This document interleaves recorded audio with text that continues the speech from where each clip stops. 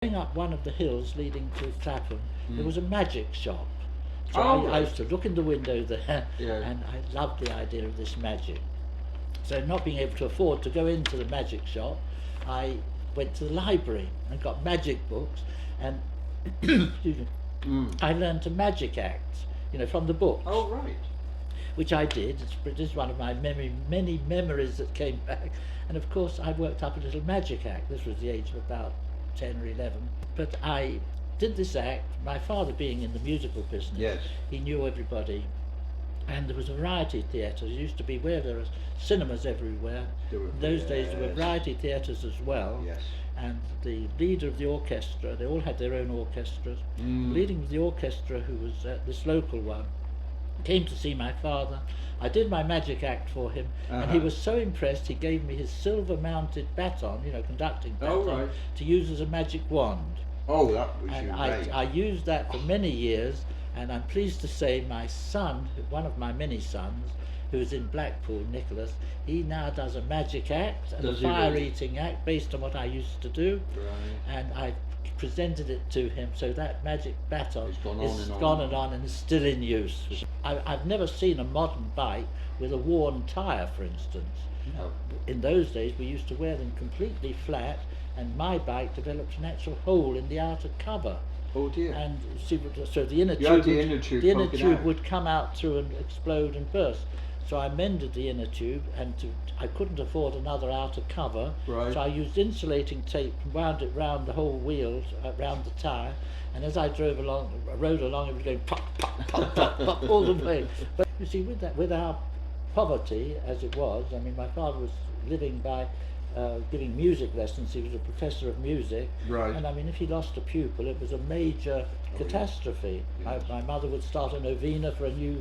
We'd all go on short rations, and but basically, I remember we used to buy cod's heads. We used to have huge cod's heads, huge cods in the fishmongers. Yes. And my mother used to buy cod's heads and boil those, and we'd have that as a meal. Wonderful And- fish stocks. Well, absolutely. And Indeed. I used to, one of my great treats was to buy a penny bag of stale cakes, because people don't realise, but today everything lasts forever. They're full of preservatives. Well, they in, tend, yeah. in those days, any food went off the next day. We forget that milk, for instance, used to be delivered in glass bottles Yeah. every day. Yeah. They used to collect the empty glass bottles They did. when they delivered.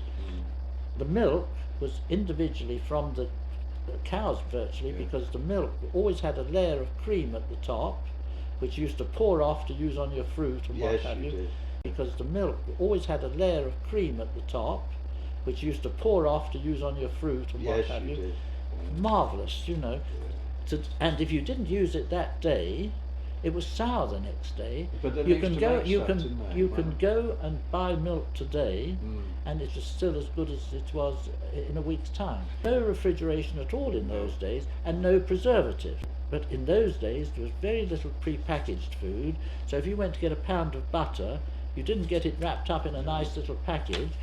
They used to have a great big round, Slab, yeah. not a slab, it used to be a tub of butter round, Right. always used to be round for some reason or other, and they'd weigh off, but they had the big wooden butter pats, they'd cut it out, and they'd weigh you off your half pound or pound, whatever you wanted. How did Same they- with flour, sugar, every little sort of 2 or 3 streets, they'd have a row of 4 or 5 shops. There'd always be a butcher's shop, there'd be a fishmonger's shop, there'd be a grocer's shop, there'd be a hardware shop, and each sold the specific things for that little area. Yes, it- And in those days there were no cars. There was the odd car, 1 or 2 cars on a street, but the milkman used to come with a horse. They were all horse-drawn Oh, roads, right. and the milkman would come down the road. The horse would know where to stop by every house practically, Yeah. and of course there were no cars to block the way. No. And it was quite a different atmosphere and a different feeling. Yeah. The milkman delivered to every house every day and collected the empty milk bottles.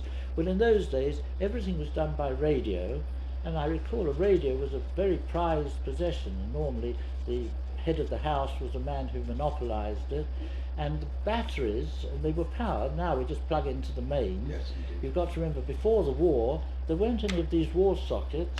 people used to plug things into the light. Yes, They used to with have a those multi-adapters. with the multi-adapters. Yeah. But you see, I had a crystal set. Now, how many people even know what a crystal set was?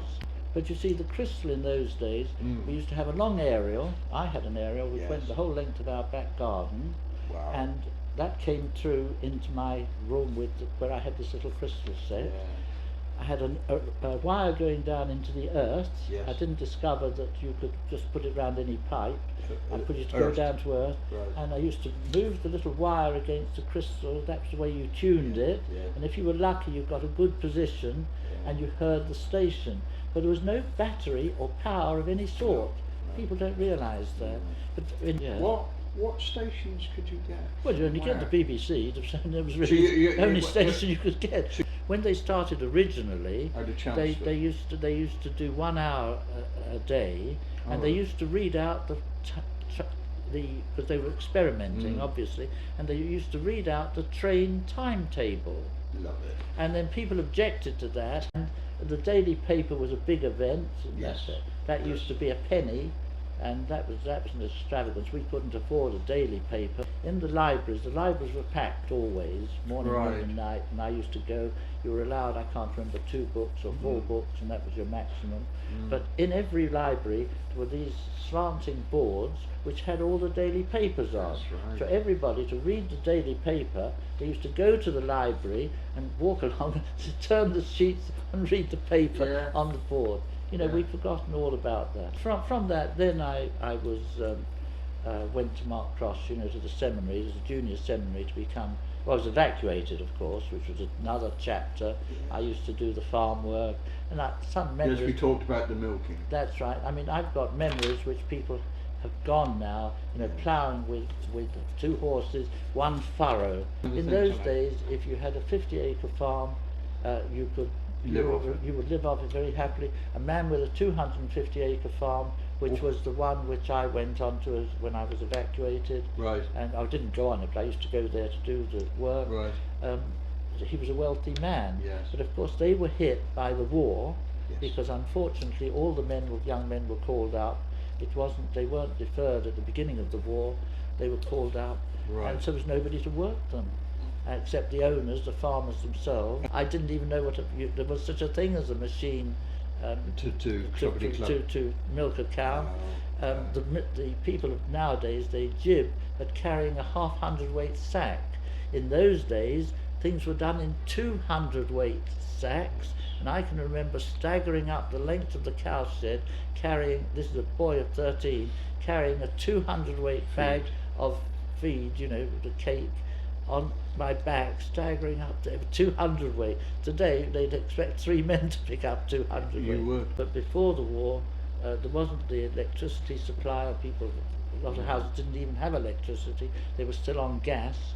But every house had a manhole or a place, and the coalman would come and he'd empty his coal down this little round thing, and the coal would go into the cellar, and in that cellar, that's where they put in.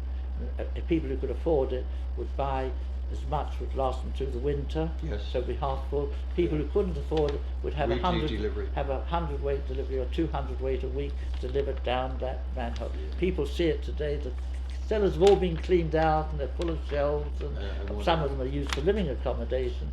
But if you'll see it everywhere, especially in London, you'll see the old holes where the coal was always. Did you have a fire in the room? Oh, no, you couldn't afford. In the bedrooms, Or a hot water bottle, or the what? hot water bottles. You always had a hot water bottle.